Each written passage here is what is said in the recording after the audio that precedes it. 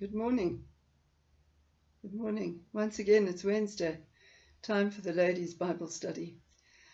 There's been a lot of talk, and I'm sure many of you listened to President Cyril Ramaphosa last night, outlining what all he feels and what all he's got planned in mind to take us through this pandemic. And he used an expression that's been bandied around so much recently: is the world is going to be different to what we've ever known it to be. Going to be a whole new world out there. And yeah, one senses that, but I suddenly started to think, what is this new world? What is it going to look like? How does it impact me? How am I going to survive in this world? What do I need to change? What all is going to alter? What is it? You know, there are many, many questions. And this lockdown in the beginning, I don't know about many of you, but I sort of found it difficult to concentrate and to focus on things, because you get going on something and then you think, well, what's the point? Is it going to go anywhere? But now we're getting to the point where the lockdown's going to end. And how are we going to pick up the pieces? How are we going to organize meetings? How are we going to take decisions? There are all of these questions and insecurities that come into mind. And one of the things that really spoke to me is the one constant that we as Christians have, the one thing we can be confident of, is God. And so my talk today was titled Confidence Towards God. And the scripture comes from 1 John chapter 3, and the first 3 verses are as follows. Behold, what manner of love the Father has bestowed on us, that we should be called children of God. Therefore the world does not know us, because it didn't know him. Beloved, now we are children of God, and it has not yet been revealed what we shall be. But we know that when he is revealed, we shall be like him, for we shall see him as he is. And everyone who has this hope in him purifies himself just as he is pure. And so it comes to me that if we're to get ready for this new world, this new time beyond the lockdown, we need to start looking to become more and more like Jesus, more and more how we believe he is going to be. And that as children of his, we have these rights. We have these rights to be just like him.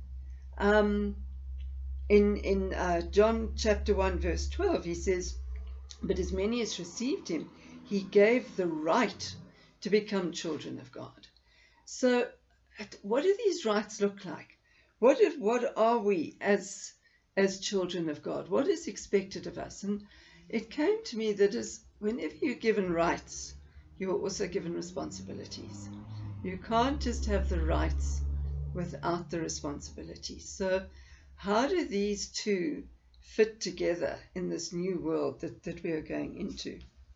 I went then towards the end of the chapter, from verse 18 of 1 John chapter 3. And he says, my little children, let us not love in word or in tongue, but in deed and in truth.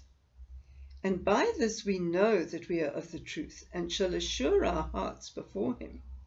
For if our heart condemns us, God is greater than our heart and knows all things. Beloved, if our heart does not condemn us, we have confidence towards God. And whatever we ask, we receive from him, because we keep his commandments and do those things that are pleasing in his sight.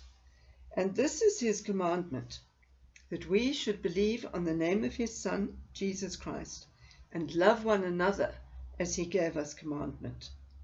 Now he who keeps his commandment abides in him, and he in him. And by this we know that he abides in us, by the Spirit whom he has given us.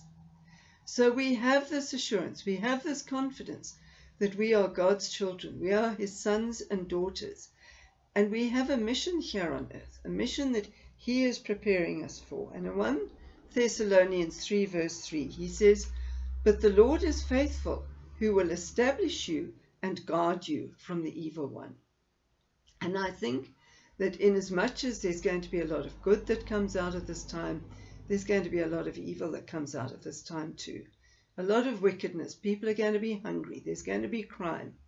There's also going to be a lot of deceiving religions that are going to come out, and ideas and beliefs that are going to be very, very different, because it's going to be a different way of life. But God is promising us again, He will guard us from the evil one. We don't need to fear. And then in verse 5 of 1 Thessalonians 3, he says, "Now may the Lord direct your hearts into the love of God and into the patience of Christ." This is going to be a time when we are going to have to be patient. As we've been patient in this lockdown, we've had to learn new things, different things, new skills with internets and what have you. I think for some of us who are more alone, we've had to learn a new self-sufficiency, a new ability to deal with things. We've had to learn to make money go a little bit further. We've had to do chores that we're not used to doing. There's a lot that's been different, and we've had to develop a new patience, a new skill set. But in John 8:29 again, he reassures us, and he says, Jesus is talking, and he says, "And he who sent me is with me. The Father has not left me alone, for I always do those things that please him."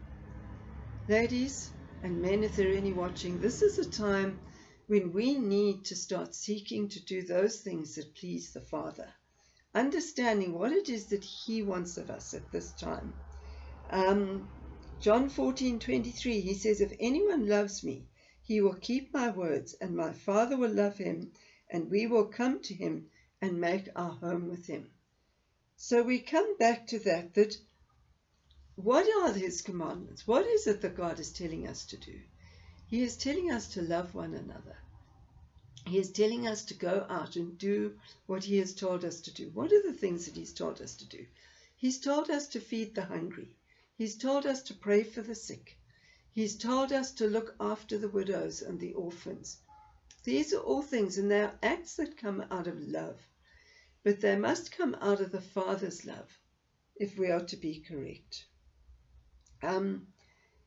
He goes on to say something that I think is quite important in John chapter 18, verse 21. Jesus here is praying for all of us, for the believers that didn't get to see him, that were going to come in this dispensation. And he says that they all may be one, as you, Father, are in me, and I in you, that they also may be one in us, that the world may believe that you sent me. This is part of our responsibility, is to go out there and to present Christ in such a way that the world sees and understands that God is God, and that Jesus is the resurrected salvation for each and every one of us. Romans 8 verse 16 says, "The Spirit himself bears witness with our spirit that we are the children of God." In verse 18, he goes on to say, excuse me, I haven't got the virus. "For I consider that the sufferings of this present time are not worthy to be compared with the glory which shall be revealed in us." Guys, it's not going to be that easy. You know, we like to believe in this sort of prosperity gospel, that everything's going to be fine. I believe that God is going to take care of us. Don't get me wrong. I have absolutely no doubt that God will take care of his children and many others besides through us. But I also believe it's not going to be easy. And are you ready for it? Are you purified? Are you in that standing with God, in that standing with the Father, where you know that you know that you know that you're his child, and that he is there for you to take care of you, that you've got that confidence? But are you also understanding is what is your responsibility as a child of God? You have so many rights, but what are your responsibilities?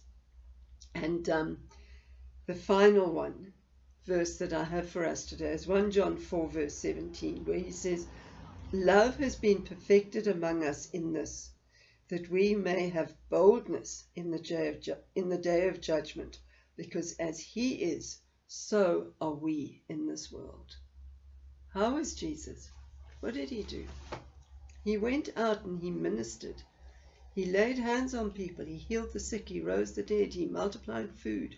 He did all of those things. Are you in a place where you are ready to go and be as he was in this world?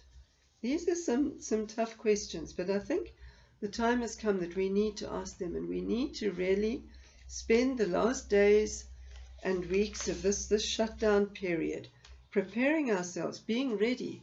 Are you ready to say, yes, Lord, here I am. I'm ready to go and do that which you tell me to do. I believe the blessings will be enormous if we can get to that place. And I think that in that patience of Christ, we need to show patience to those around us who are scared and who are not going to act that well, maybe.